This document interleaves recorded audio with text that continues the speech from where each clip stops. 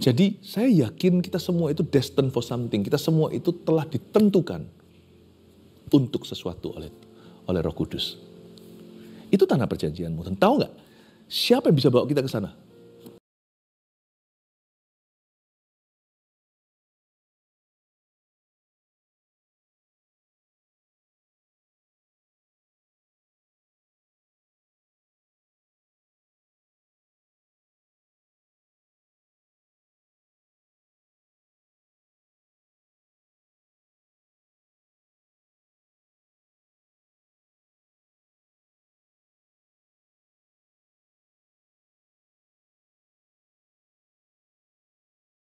Bimbing kami di jalan yang benar, rumput hijau air tenang.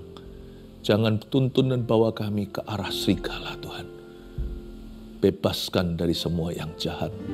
Hamba bersyafaat untuk seluruh keluarga saat teduh.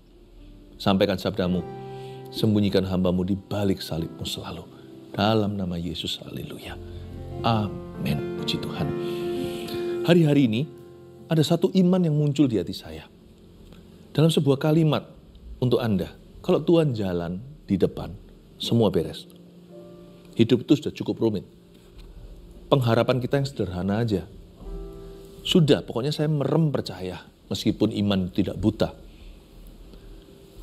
Saya percaya kalau Tuhan itu jalan di depan kita, bukan hanya segala sesuatu akan indah pada waktunya, semua beres.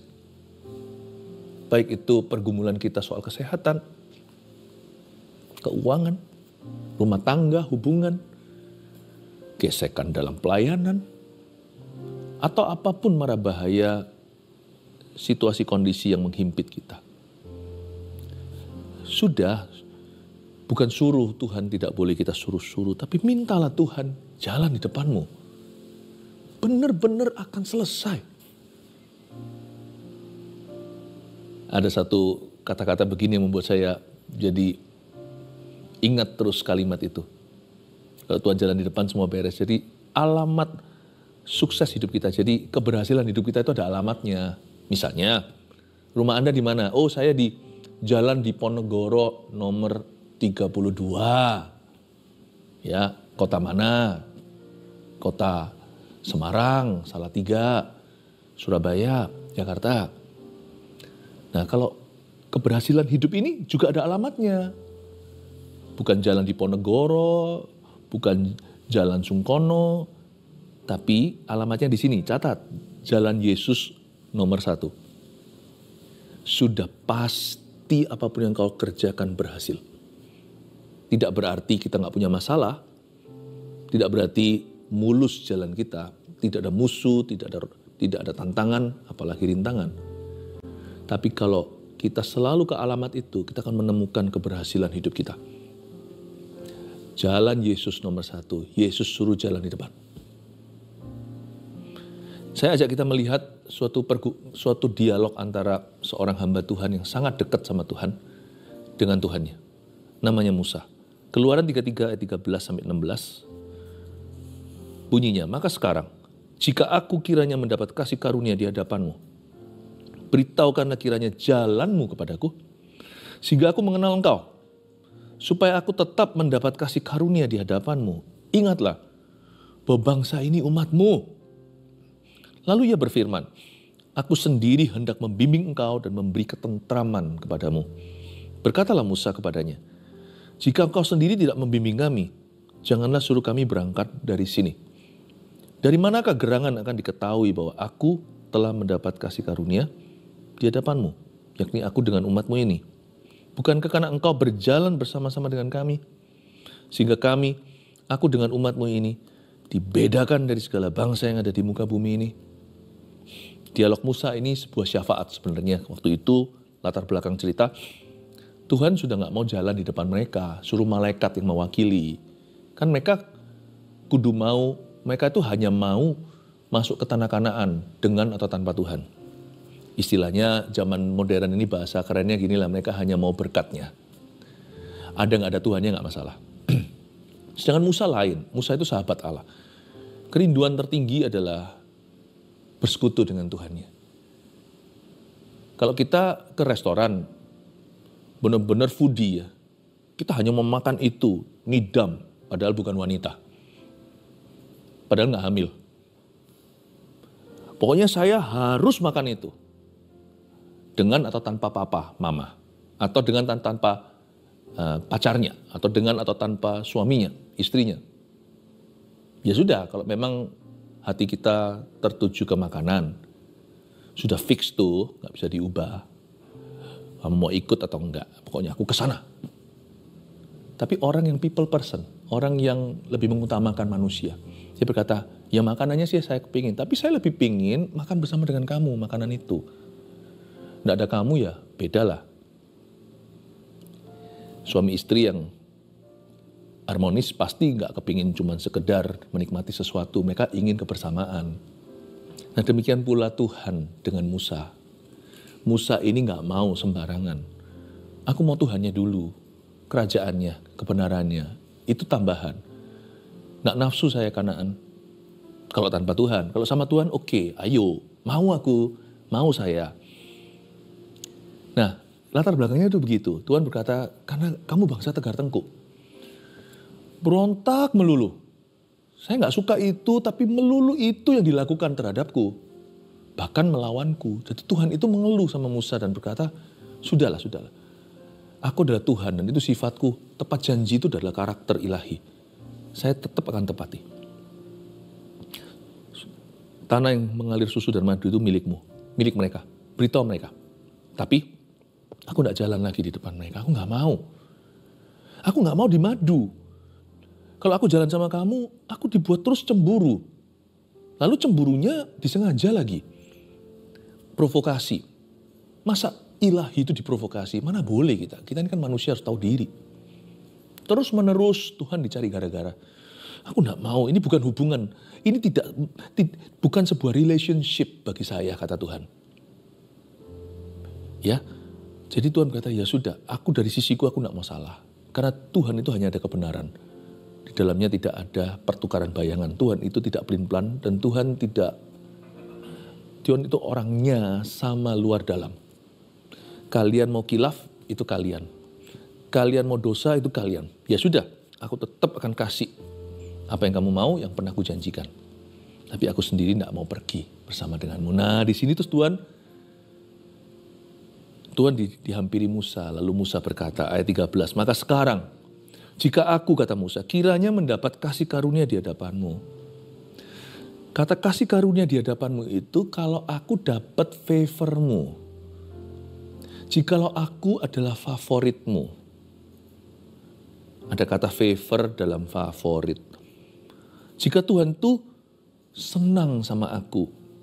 Kalau Tuhan suka sama saya. Kalau Tuhan tuh bahagia karena saya. Ya. Jikalau aku kiranya mendapat kasih karunia hadapanmu. Menyenangkanmu, senangkanmu, hanya itu kerinduanku.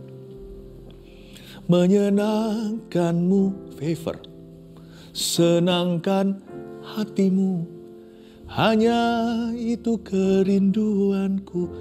Kalau mau Tuhan jalan di depan, ya jangan sakiti dia. Jangan disakiti terus. Ya kita harus ngerti Tuhan itu asli. Tuhan itu bukan benda, bukan barang. Meskipun dia adalah Allah, dia punya perasaan. Perasaannya itu tulus, namanya Kristus. Perasaan Tuhan itu lembut, sekalipun dia itu berkuasa. Jangan disakiti terus menerus, apalagi dengan sengaja. Ditunda-tunda lagi yang Tuhan berkata jangan, kita terus lakukan. Yang Tuhan bilang buang, kita eman. Kita sayangi itu. Nah sampai kapan? Tuhan memang panjang sabar. Tapi Tuhan tidak bisa abaikan dosa yang keluar dari hati yang bersikeras untuk melakukannya. Dan penuh alasan lagi kalau ditegur, kalau dikoreksi. Ya kan karena selalu ada alasannya. Maka sekiranya jika aku mendapat kasih karunia di hadapanmu, beritahukanlah kiranya jalanmu kepadaku. Itu bahasa halusnya lah, kerama inggilnya untuk minta Tuhan jalan sama dia. Beritahu aku jalanmu. Maksudnya kau jalan di mana ya aku mau di situ. Persis di belakangmu berapa langkah. Sehingga aku mengenal engkau. Aku kepingin kenal Tuhan. Kenal Tuhan itu termasuk di dalamnya inklusif ya. Sudah satu paket tuh. Kenal apa yang Tuhan suka, apa yang Tuhan tidak suka, apa yang Tuhan cinta, apa yang Tuhan benci. Nah kalau kita benar-benar mengasihi Tuhan ya kita harus membenci yang dia benci. Kita cintai yang dia cintai. Supaya aku tetap mendapat favor atau kasih karunia di hadapanmu. Ingatlah Musa bersyafaat. Bersyukurlah untuk orang-orang bersyafaat dalam hidupmu ya. Dan kalau Anda bersyafaat untuk seseorang, tidak usah beritahukan orang itu. Ya, kecuali kalau ada pesan Tuhan yang Anda mau sampaikan. Ingatlah Musa bersyafaat bahwa bangsa ini umatmu. Nomor 1 tulis dulu, ya, kalau Tuhan jalan di depan, kita harus buang segala dosa yang mendukakan hatinya. Jangan ditawar. Kalau memang kita mau jalan sama Tuhan, ya jangan sakiti beliau. Tapi Pastor Philip, aku masih jatuh bangun dalam dosa gimana? Aku masih punya kelemahan. Loh itu lain cerita. Bukan berarti berdosa itu oke. Bukan. Tapi kan Anda bergumul, melawan untuk bebas. Dan bukan berjanji, tetapi Anda berdoa supaya Anda tidak mengulangi. Bukan dosa yang Anda banggakan, yang Anda kasih dan bubuhkan alasan-alasan. Supaya dosa itu bisa diterima. Justification atau pembenaran. Bukan deh. Apalagi yang suka gembar-gemborkan sama teman-temannya. Kamu tahu nggak aku lakukan apa? Padahal dia Kristen. Bukannya gituan. Kalau Anda bergumul dengan kelemahan, minta tolong. Minta tolong sama Tuhan. Minta tolong sama saudara seiman. Minta dukungan pemimpin rohaninya. Bukan yang itu. Tapi janganlah punya hati untuk melukai dia. Dan tidak ada suatu kesadaran dalam diri kita untuk menjaga perasaan Bapa. Kalau Tuhan jalan di depan ya kita harus buang segala dosa yang mendukakan hatinya. Konteksnya jelas. Tuhan hampir aja delegasikan tempatnya dalam hidup. Tempat itu, tempatnya Tuhan di dalam hidup umatnya. Kepada malaikat. Aku tidak mau jadi Tuhannya. Sudahlah. Kita pisah baik-baik.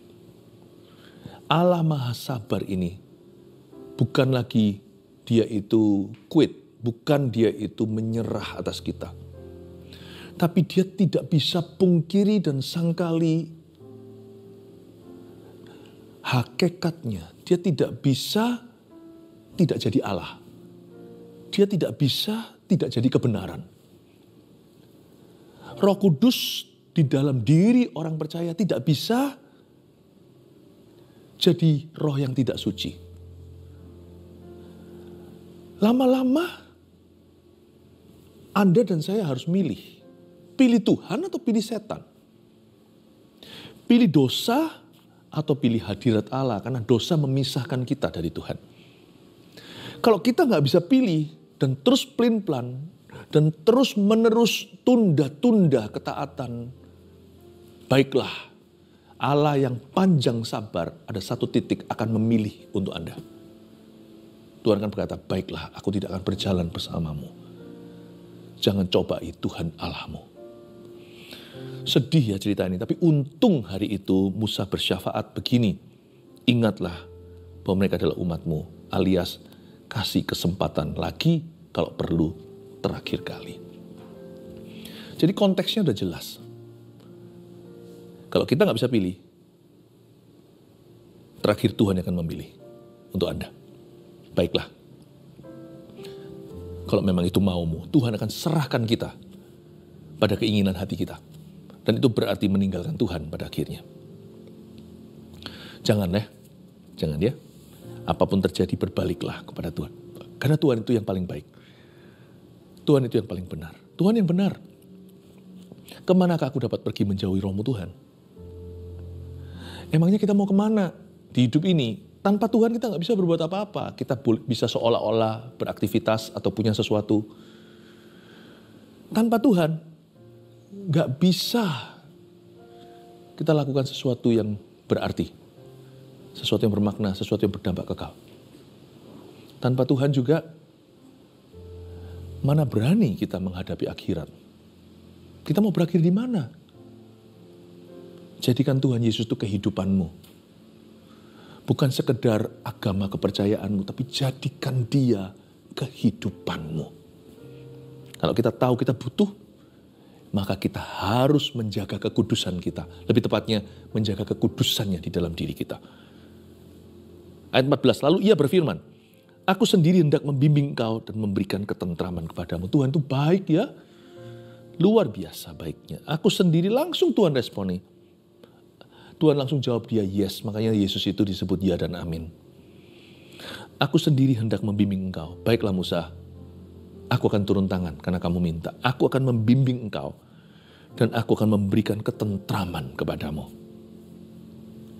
Tuhan dengan kata lain, aku akan sertai kamu. Kalau aku sertai, semua akan beres. Kata tentram di sana itu berarti kemenangan. Ketentraman di situ artinya penyertaan. Ketentraman di situ artinya pembelaan. Yang namanya tentram itu artinya semua hambatan dicabut oleh Tuhan. Semua pintu tertutup untuk kita akan dibuka. Dia berkata, aku akan memberikan. I will give you. Aku akan memberikannya kepadamu. Apa yang kau perlukan agar kamu menang. Dan agar kamu mengalami janji-janjiku. Berkatalah Musa kepadanya, jika engkau sendiri tidak membimbing kami, janganlah suruh kami berangkat dari sini. Dari manakah gerangan akan diketahui? Musa mulai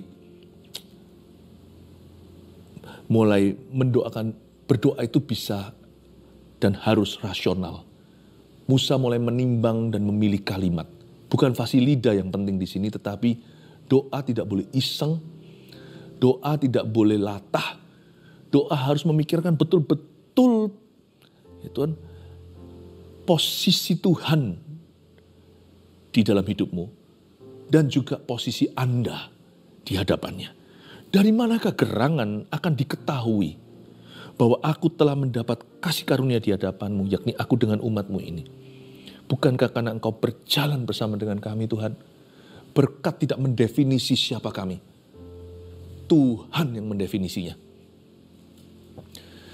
Bukan mujizat bahkan, tapi hadirat. Kalau bukan Tuhan jalan sama kami, bedanya apa kami dengan Firaun? Firaun juga punya kuasa, tapi kuasa gelap. Apa bedanya kami dari tanah Mesir, tanah perbudakan yang kami tinggalkan itu? Mereka juga melimpah ruah dengan berkat-berkat jasmani seolah-olah mereka juga jaya, gedung piramid-piramidnya. Di sana juga punya semua kemewahan yang dunia cari. Kalau memang kau bawa kami hanya kepada tanah yang melimpah dengan susu madu, tanah itu bukan satu-satunya. Tempat lain juga ada berkat-berkatnya. Bukan Tuhan. Bukan Tuhan. Kami ingin mencetak sejarah kami itu bersama dengan Engkau. Sebab kami tahu tanah perjanjian kami itu bukan tanah sesungguhnya. Tetapi janji Allah yang spesifik atas hidup kami. Itu rencana Bapa. Blueprintnya dari sorga. Kalau kita mau pukul rata, asal mau jaya, asal mau kaya. Undilah 11-12, sana sini orang bisa punya sesuatu, situ punya sesuatu. Meskipun tidak satu orang pun di dunia ini punya segala-galanya. Ada orang yang punya ini, ada orang yang punya itu. Bukan itu yang ku mau. Tapi aku ingin mengalami yang memang sungguh-sungguh dari Tuhan. Aku mau masuk dalam rencana Bapa yang sangat-sangat spesifik untuk saya. Sebelum saya dilahirkan, belum satu pun hariku datang. Sudah ditulis di buku Tuhan. Seperti kata pemazmur itu. Aku mau alami itu loh, yang itu loh. Tidak bisa dijelaskan oleh Musa. Pokoknya yang itu loh, yang memang itu ya untuk Musa. Sebelum Musa dilahirkan, bahkan sebelum aku waktu bayi atau orok itu ditaruh di sebuah keranjang. Lalu floating mengambang di sungai Nil. sebelum ditemukan oleh putri Firaun. Aku mau itu loh, pokoknya janjimu untukku. Karena Tuhan yang menciptakan saya. Tuhan itu juga yang tahu tujuan hidupku. Dan Tuhan juga tahu hari matiku. Aku tidak mau asal punya sesuatu di hidup ini.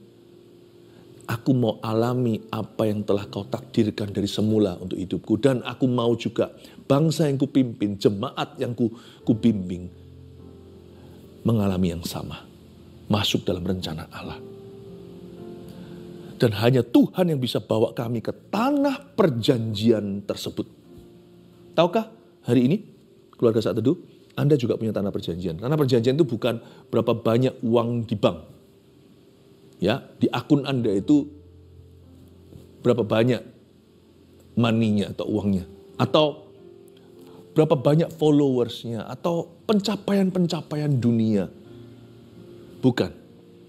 Tahukah bahwa Anda punya tanah perjanjian yang sangat specifically you. Yang sangat especially for you. Yang benar-benar satu-satunya orang sejak Adam dan Hawa yang bisa hidupi hidup Anda ya cuman Anda. Dan Tuhan punya rencana. Dan Tuhan punya blueprint dari sorga. Seperti sidik jarimu beda dengan orang lain termasuk dengan kembar siammu. Jikalau Anda anak kembar. Allah punya sesuatu yang sungguh-sungguh dari sorga dicatat. Hanya untuk Anda. Dan itu tanah perjanjianmu. Itu maksud ilahi Allah atas hidup Anda. Itu adalah rencana Bapa yang sangat-sangat detil tentang Anda. Dan suatu hari waktu semua kitab dibuka termasuk kitab kehidupan, jangan sampai kita itu kecele masuk ke akhirat. Ternyata semua rencana Tuhan tidak terjadi atas hidupmu. Anda hanya memperoleh dunia. Buat apa memperoleh seluruh dunia kalau Anda kehilangan nyawa Anda? Bahkan kalau kita masuk surga hanya seperti orang yang seolah-olah lolos dari api. Tapi semua kerjaannya hangus terbakar karena terbuat dari jerami. Anda akan dan saya akan gigit jari masuk ke gerbang sorga itu. Tuhan terpaksa harus lap-lap air mata kita karena nangisnya banyak. Karena Tuhan berkata harusnya rencana Tuhan itu seperti ini loh. Kamu cuma alami 1/4 atau setengah. Atau bahkan sama sekali tidak. Dan kita masuk ke dalam alam yang baka itu. Tanpa mendapat upah. Tanpa mendapat mahkota. Hanya cukup terselamatkan. Coba bayangkan. Apa yang saya katakan tadi itu semua term-term firman Tuhan. Coba bisa Anda imajinasi. Tanah perjanjianmu itu kalau nggak kesampaian gimana? Tujuan ilahi atau dalam bahasa Inggrisnya destiny. Ya, destiny. Saya tahu hari ini dalam bahasa Inggrisnya I was destined to be a preacher. Kalau saya lihat kehidupan saya dari awal, saya lihat ini ya, saya lihat sejarah hidup sendiri, saya lihat pikir, iya ya Tuhan, kayaknya dari dulu tuh kelihatan seperti ada tanda-tanda Tuhan mengarahkan hidup saya pada panggilan saya sekarang. Meskipun saya belum kenal Tuhan. Ya. Jadi saya yakin kita semua itu destined for something. Kita semua itu telah ditentukan untuk sesuatu oleh Roh Kudus. Itu tanah perjanjianmu. Dan tahu nggak? Siapa yang bisa bawa kita ke sana? Tuhan. Makanya itu kalau kita mimpin hidup kita sendiri, berabe, nggak nyampe. Tapi kalau Tuhan jalan di depan, nyampe. Pasti sampai ke sana, karena Tuhan tidak pernah menyesatkan. Karena Yesus berkata, dia adalah jalan. Jangan cari jalannya di mana, cari Yesus, dialah jalan. Kalau Anda cari jalan, tambah tersesat kiri kanan. Tapi kalau Anda cari Yesus, dialah jalan. Anda akan ketemu jalannya. Jalan hidup saya tidak perlu rumit. Saya cari Yesus saja dan responi Yesus setiap keputusan yang dihadapkan, yang dibawa ke hadapan saya. Saya putuskan sebaik-baiknya dengan akal budi dan juga dengan roh saya. Saya ambil keputusan yang saya pandang dari firman terbaik untuk saya ambil. Udah, simple, tiap hari cari Yesus dan responi Yesus. Nanti akan ketemu jalannya sendiri di hidup ini, tahukah Anda? Kalau kita cari Yesus dan kebenarannya, cari kerajaan Allah dan kebenaran itu, bukan hanya segala sesuatu ditambahkan, semua pintu terbuka. Semua pintu sukses hidup kita yang memang dari Tuhan loh ya, itu terbuka semua. Jangankan pintu Laut Merah pun terbelah. Dia buka jalan saat tiada jalan. Ingat lagu itu? God will make a way. Tuhan membuka jalan saat tiada jalan. Kalau Tuhan sudah tentukan kita jalan dalam ketaatan, nurut tiap hari sama Roh Kudus, biar Tuhan jalan di depan. Dia buka jalan.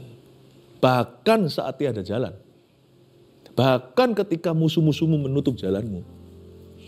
Sebab apa yang Tuhan buka, siapa bisa menutupnya?